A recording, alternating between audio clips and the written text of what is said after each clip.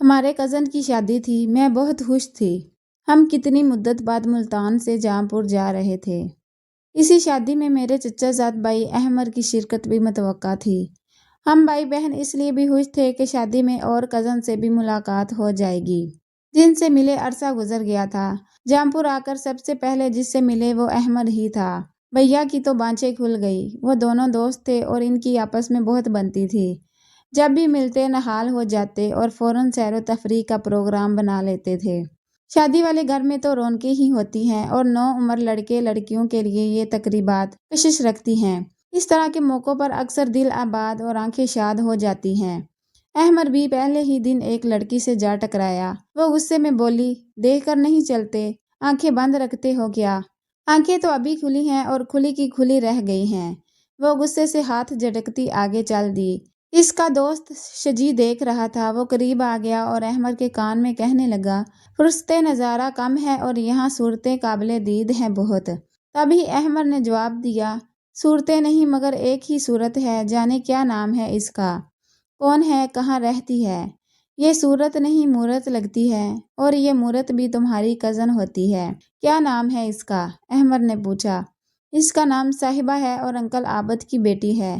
کیا وہی لاہور والے؟ جی ہاں، وہی لاہور والے جن کا غصہ مشہور ہے، اور صاحبہ نے بھی تم کو غصے سے دیکھا تھا۔ سوچ لو اب اچھی طرح، صاحبہ نے اسے غصے سے دیکھا ضرور تھا، لیکن یہ غصہ عارضی ثابت ہوا۔ وہ اب اس سوچ میں تھی کہ اس نہ ڈر لڑکے کو دوبارہ دیکھے جس نے کہا تھا کہ آنکھیں تو اب کھلی ہیں اور تمہیں دیکھ کر کھلی کی کھلی رہ گئی ہیں۔ وہ اس فقرے باز کو دوبارہ دیکھنا چاہتی تھی۔ کیا واقعی اس کی آنکھیں کھلی ہوئی ہیں؟ کہیں بند تو نہیں ہو گئی؟ میرا یہ خیال ہے کہ جب کوئی کسی کے بارے میں سنجیدگی سے سوچے تو دوسرا بھی اس کے بارے میں سوچ رہا ہوتا ہے۔ تب ہی احمر کے ذہن میں بھی یہی خیال تھا کہ وہ برہم مزاج لڑکی اب کہاں ہوگی اور کیا کر رہی ہوگی۔ وہ باہر گیا، پھر اندر آیا اور دوبارہ باہر چلا گیا۔ تب ہی اس نے دیکھا وہ دروازے پر آئی ہے اور گھر سے باہر جھانک رہی ہے۔ احمر پر نظر پڑتے ہی وہ اپنی چھوٹی بہن کو بلانے لگی جو گلی میں کھڑی تھی۔ احمر کو محسوس ہوا وہ اپنی بہن کو نہیں بلکہ اس کو آواز دے کر بلا رہی ہے اور پوچھ رہی ہے کہ اس ہنگامہ بھرے گھر میں تم کہاں ہو، کس جگہ ہو اور کیا کر رہے ہو؟ احمر نے جو ہی صاحبہ کی جانب دیکھا تو اس نے مسکرا کر منہ دوسری طرف کر لیا اور گھر کے اندر چلی گئی۔ یہ ایک خاموش پیغام تھا۔ احمر نے شجی بھائی سے کہا، آؤ یار اندر چلتے ہیں۔ تب ہی وہ بولا، نہیں بھائی، مجھے تو تم معاف ہی رکھو اس معاملے سے، میں دور ہی بھلا۔ تمہاری آنکھیں کھلی ہیں، میری نہیں۔ اپنی کھلی آنکھوں سے تم خود دیکھو۔ احمر نے اس کی ایک نہ سنی اور دوست کو کھینچتا ہوا گھر کے اندر لے آیا۔ وہ سامنے نلکے پر چھوٹی بہن کے ہاتھ دلوا رہی تھی۔ تبھی با آواز بلند احمر نے دوست کو مخاطب کر کے کہا، یار شجی، یہ اچھی بات نہیں ہے۔ کبھی یہاں سے گزر جاتے ہو اور کبھی وہاں سے، کبھی دو باتیں ہم سے بھی کر لیا کرو۔ کیا ہم اتنے ہی برے ہیں؟ صاحبہ خاموشی سے کمرے میں چلی گئی۔ احمر نے پوچھا، شجی بتاؤ، وہ تم کو راضی لگی ہے یا ناراض؟ ذرا سا انتظار کر لو، ابھی پتہ چل جائے گا۔ ابھی یہ دونوں شادی والوں کا کچھ سامان رکھ رہے تھے، دیکھا کہ صاحبہ اپنی امی کے ساتھ کمرے سے باہر آ رہی تھی۔ شجی کہنے لگا، یار پھنس گئے، وہ دیکھو وہ اپنی ماں کو لے آئی ہے۔ میں نے تجھے کہا تھا کہ کوئی ایسی بات نہ کرنا کہ جس سے یہاں شادی والے گھر میں تمہاری عزت حق میں مل جائے۔ اب خیر نہیں، اس چھوکری نے جا کر اپنی ماں سے شکایت کر دی ہے۔ جب آنٹی ان کے پاس آئی تو شجی بائی کی بری حالت تھی، ٹانگیں کانپ رہی تھی۔ وہ انکل عابد کے غصے کو جانتا تھا۔ آنٹی نے پوچھا، شجی کہاں ہے تمہارے ابو؟ ابھی وہ یہ پوچھ ہی رہی تھی کہ احمر نے آگے بڑھ کر ان کو سلام کیا۔ وہ خوش دلی سے بولی، جیتے رہو بیٹا۔ تب ہی ان کی جان میں جان آ گئی۔ کس کے بیٹے ہو؟ انہوں نے احمر سے پوچھا۔ یہ حفیظ انکل کے بیٹے ہیں، شجی نے جلدی سے جواب دیا۔ ماشاءاللہ، اتنے بڑے ہو گئے ہو، وہ حیرت سے بولی۔ ہم بھی پہلے ملتان میں رہتے تھے اور تمہارے گھر آتے جاتے تھے، پھر تمہارے انکل کا ٹرانسفر ہو گیا تو ہم لاہور آ گئے۔ اب ملتان آئیے گا آنٹی، احمر نے کہا کہ اب ڈھارس ہو گئی تھی۔ ضرور آئیں گے، تم بھی ضرور آنا، بلکہ امی ابو کو بھی لانا۔ احمر خوش ہوا۔ وہ جس کو شکایت سمجھ رہا تھا وہ بات نہ تھی، اور آنٹی سے بھی ملاقات ہو گئی تھی۔ چلو اچھا ہوا، اس نے سوچا، واقفیت نکل آئی ہے، اب میں امی ابو کو ان کے گھر بھیج سکوں گا۔ صاحبہ کو حاصل کرنے کا خواب اسے پورا ہوتا دکھائی دینے لگا۔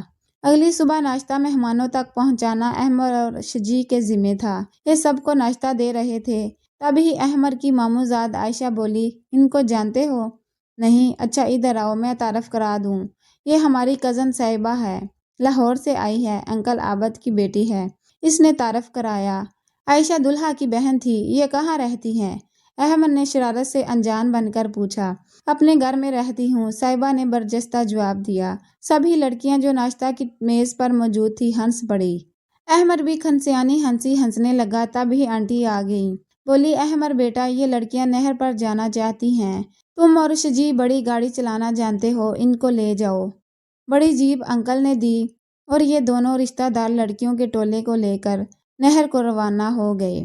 جب نہر پر پہنچے سب ادھر ادھر بھاگے، مگر صاحبہ نہر پر رک گئی۔ احمد اس کے پاس پہنچا تو وہ نپے تلے قدموں سے چلنے لگی۔ کوئی بات کہنی ہے تو کہہ دیجیے، مشکل ہے کیا؟ بات زبان سے ادا نہیں ہو پا رہی۔ ایسی کون سی بات ہے جو بات کرنے میں مشکل ہو رہی ہے؟ میں چاہتا ہوں کہ تعلیم مکمل کرنے کے بعد آپ کو شریک حیات بناؤں۔ ابھی احمد نے اسی قدر کہا تھا کہ شجی نے پکارا، چلو آؤ، اور بھاگتے ہوئے نہر پر آ گئے۔ سامنے آموں کا باغ تھا، سب ہی باغ میں چلے گئے، مگر احمد نے صاحبہ کو روک لیا اور پوچھا، کیا جواب ہے تمہارا؟ تم میرے جواب کا انتظار کرنا۔ اس نے جواب دیا اور باغ میں چلی گئی۔ مہندی والی رات سب لڑکیاں جھومر اور لڈی ڈال رہی تھی، لیکن صاحبہ ایک جانب کھڑی تھی۔ وہ کسی سوچ میں گم تھی، تبھی احمد اس کے پیچھے جا کھڑا ہوا اور منہ اس کے کان کے قریب کر کے بولا، مجھے جواب چاہیے۔ احمد کی آواز پر اس نے مڑ کر دیکھا اور گھبرا گئی۔ خدا کے لیے آپ یہاں سے چلے جائیے، کوئی دیکھ لے گا تو کیا کہے گا؟ احمد نہ ٹلا تو وہ مجبور ہو کر بولی، اچھا پلیز آپ اندر کمرے میں بیٹھیے، میں ابھی آتی ہوں۔ تھوڑی دیر بعد موقع ملتے ہی وہ آ گئی اور کہا، میں نے آپ کے سوال پر سوچا ہے، جواب یہ ہے کہ میرا اور آپ کا ساتھ ٹھیک نہیں رہے گا۔ آپ ملتان میں ہوں گے اور میں لاہور میں۔ ہم آسانی سے ایک دوسرے کے گھر آ جا بھی نہیں سکتے، فاصلوں سے ڈر گئی ہیں، آپ مجھے دوسروں سے مختلف پائیں گی۔ ہم کو جلد لاہور آنا ہے کسی کام کے سلسلے میں۔ تمہارے امی ابو مجھے جانتے ہیں، میں تمہارے گھر آ کر رہوں گا، اس کے بعد میں بہت جلد اپنے والدین کو تمہارے گھر بھیجوں گا۔ صاحبہ نے آنکھیں جھکا کر اقرار کر لیا۔ تب ہی وہاں شجی بھائی پہنچ گئے۔ یہ لیلا مجنوں کی جوڑی یہاں بیٹھی ہے اور میں نے سارا گھر چھان مارا ہے، چلو باہر دلہا صاحب کو مہندی لگاتے ہیں۔ مہندی والی رات خوب ہنگامہ رہا۔ اگلی صبح شادی تھی۔ احمد اور شجی دونوں شادی کے کاموں میں مصروف تھے۔ جب بھی وہ گھر کے اندر آتے، صاحبہ منتظر نظر آتی۔ احمد کے دل میں گلاب کھل گئے۔ اسی دن احمد نے ایک رشتہ دار لڑکی سے باتیں کی، تب ہی اس نے نوٹ کیا کہ اس کو لڑکی سے محو گفتگو دیکھ کر صاحبہ کا چہرہ مرجھا گیا تھا۔ اس سے برداشت نہ ہوا تو وہ خود ہی قریب آ گئی۔ احمد نے کہا، آپ ذرا 2 منٹ کے لیے میرے ساتھ آئیے۔ وہ اپنی رشتہ دار لڑکی سے معذرت کرتا ہوا اس کی طرف آ گیا۔ ایک جانب جا کر صاحبہ بولی، یہ سب کیا ہے احمد؟ احمد اس کی بے چینی سمجھ گیا اور ہنستا ہوا باہر چلا گیا۔ شادی کی تقریب اختتام پذیر ہو گئی، ہنگامہ تمام ہوا۔ پھر وہ دن بھی آ گیا جب صاحبہ اپنے گھر والوں کے ساتھ لاہور جا رہی تھی۔ اس وقت احمد بہت اداس تھا۔ وہ چلی گئی، مگر احمد کو افسردہ کر گئی، اپنی یاد اس کے پاس چھوڑ گئی۔ اس نے لاہور جا کر خط لکھا جس میں تحریر تھا کہ میں آپ کا انتظار کروں گی، اگر نہ آئے تو کچھ کر بیٹھوں گی۔ 15 دن بعد وہ لاہور چلا گیا۔ دروازے پر صاحبہ ملی، بہت خوش ہوئی اور احمد کو ماں کے پاس لے گئی۔ آنٹی نے اسے پیار کیا، والدین کی خیریت پوچھی، پھر اس کی خوب خاطر تواضع کی۔ شام کو صاحبہ کو تنہائی میں بات کرنے کا موقع مل گیا تو اس نے بتایا کہ چند روز سے کچھ مہمان آ رہے ہیں، یہ لوگ میرے رشتے کے لیے چکر لگا رہے ہیں۔ احمد، تمہارا کیا ارادہ ہے؟ ارادہ یہ ہے کہ گھر جاتے ہی امی ابو کو تمہارے گھر بھیج دوں گا، جلدی کرنا، دیر نہ ہو جائے۔ ایک بات تو بتاؤ، کیا رشتہ طے کرتے وقت تمہارے امی اور ابو تم سے رائے مانگیں گے؟ ہاں، انہوں نے میری مرضی پوچھنی ہے، اس لیے تو کہہ رہی ہوں جلدی کرنا، دیر نہ کر دینا، ورنہ پھر وہ اپنی مرضی کریں گے۔ احمد صاحبہ کو تسلی دے کر ملتان لوٹ آیا، لیکن یہاں آتے ہی اس کو ایک بری خبر کا سامنا کرنا پڑا۔ اس کے چھوٹے بھائی شریف کا ایکسیڈنٹ ہو گیا تھا۔ یہ سن کر اس کے ہوش اڑ گئے۔ فوراً ہسپتال پہنچا۔ وہاں چھوٹے بھائی کی حالت غیر تھی اور سب گھر والے بیٹھے رو رہے تھے۔ وہ بھی اپنے جذبات پر قابو نہ رکھ سکا اور رونے لگا۔ ڈاکٹر نے کہہ دیا تھا کہ دعا کریں، معجزہ ہو سکتا ہے۔ احمر اب دن رات ہسپتال میں رہتا تھا۔ شریف کو ایکسیڈنٹ کے بعد ابھی تک ہوش نہ آیا تھا۔ آخر معجزہ ہو گیا، دعائیں رنگ لے آئیں، اس کے بھائی کو ہوش آ گیا، زندگی کی امید جاگ پڑی۔ لیکن اب دن رات احمر کو ہسپتال میں رہنا پڑتا تھا۔ چھوٹا بھائی اس کو بہت پیارا تھا۔ اس پریشانی کے عالم میں وہ اپنی ماں کو صہبا کے گھر جانے کے لیے بھی نہیں کہہ سکتا تھا۔ 2.5 ماہ کے بعد شریف کو صحت یابی نصیب ہوئی اور ہسپتال سے چھٹی مل گئی۔ وہ گھر آ گیا۔ اب اس کی حالت قدرے بہتر تھی۔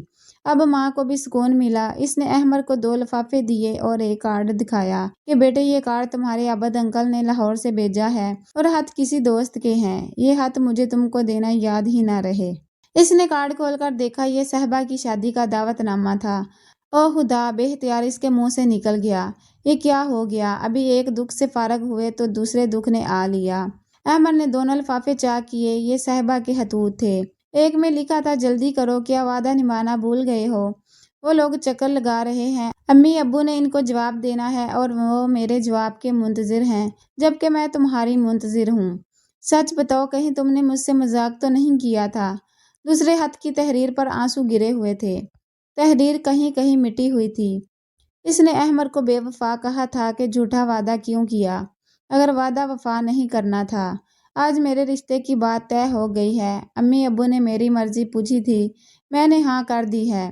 اگر تم بے وفا ہو تو پھر بھلا میں اپنے والدین کو کیوں ناراض کروں؟ آئندہ مجھ سے کسی قسم کا رابطہ نہ رکھنا۔ یوں صاحبہ پرائی ہو گئی۔ وہ کیا جانے کہ احمد کی کیا مجبوری تھی۔ ہفتے بھر وہ بستر پر پڑا رہا، پھر اچانک کس کو کیا سوجی کے لاہور جانے والی کوچ میں بیٹھ گیا۔ آنٹی اس طرح تپاک سے ملی مگر اظہار ناراضگی کیا کہ تم اور تمہارے امی ابو میری صہبا کی شادی میں کیوں نہیں آئے، جبکہ میں نے کارڈ بھی بھیجا تھا۔ تبھی اس نے اپنے چھوٹے بھائی کے ایکسیڈنٹ کا بتایا۔ باتوں باتوں میں آنٹی نے بتایا کہ صہبا ملتان بیاہ کر گئی ہے۔ ملتان میں کون سی جگہ آنٹی؟ تب ہی سادہ لو آنٹی نے بیٹی کے گھر کا پتہ بھی اسے بتا دیا۔ احمد وہاں بھی پہنچ گیا۔ ملازم نے احمد کو ڈرائنگ روم میں بٹھا دیا۔ صہبا آ گئی، بہت افسردہ تھی۔ کہنے لگی، احمد میں نے تم سے کہا تھا مجھ سے رابطہ رکھنا، پھر تم نے کیوں رابطہ نہ رکھا، اور اب جب کہ رابطہ نہیں رکھنا تو کیوں میرے گھر آ گئے ہو؟ یہ بتانے کے لیے کہ میں بے وفا نہیں ہوں اور یہ پوچھنے کہ تم نے میرے جواب کا انتظار نہ کیا اور اپنا فیصلہ والدین کو دینے میں جلدی کی۔ ان دنوں جب میں گھر واپس گیا تو چھوٹے بھائی کا ایکسیڈنٹ ہو گیا تھا اور وہ زندگی اور موت کی کشمکش میں تھا۔